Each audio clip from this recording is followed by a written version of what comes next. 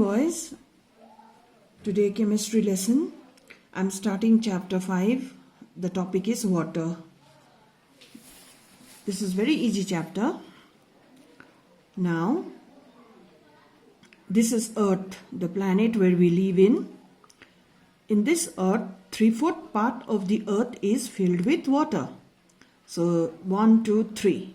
Okay, out of the 4 parts. Only one part is the land, which is called the continental area.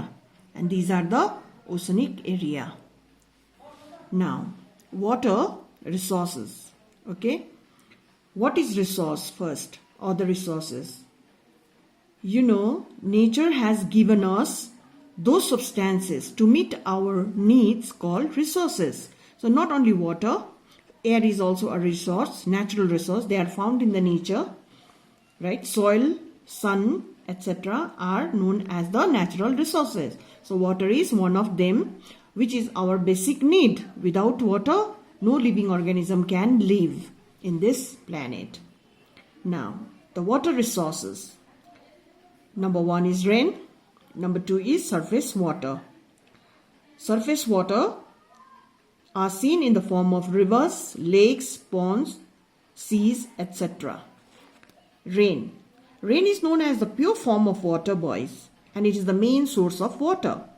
But the pure form of water, this rain, in the first hour, it's not so pure because in the atmosphere, the industries and the factories release the sulfur dioxide, okay, carbon dioxide, and they mix with the air in the atmosphere. The nitrogen and oxygen are also in the air. So the first rain, contains all these kind of impurities. Then it also brings the smoke which comes from the industries and the factories.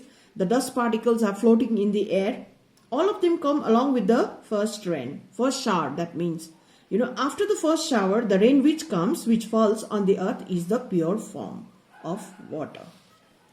Now, what is underground water, boys?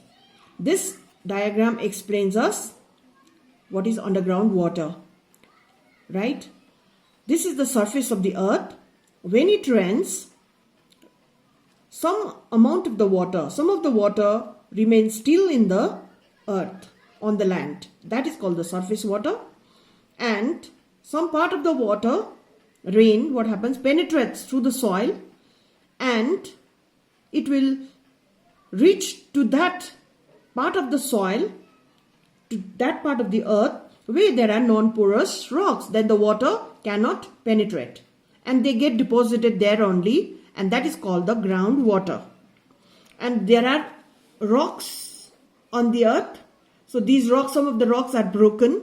So through the broken rocks, which is called the fractured rocks, the water, the rain enters or the penetrates and reaches to that non-porous rock, forms the groundwater. It has the level, and according to the level, we can understand the water table, right? And this is also the gravel are present in the earth. Through the gravels, they are far apart and the water enters, and finally they also meet in the groundwater. This is called groundwater. And this groundwater can be obtained, by wells, tubes, and even the hand pumps. That is called the lifting pumps. You must have seen in some of the villages, the lifting pumps are still there.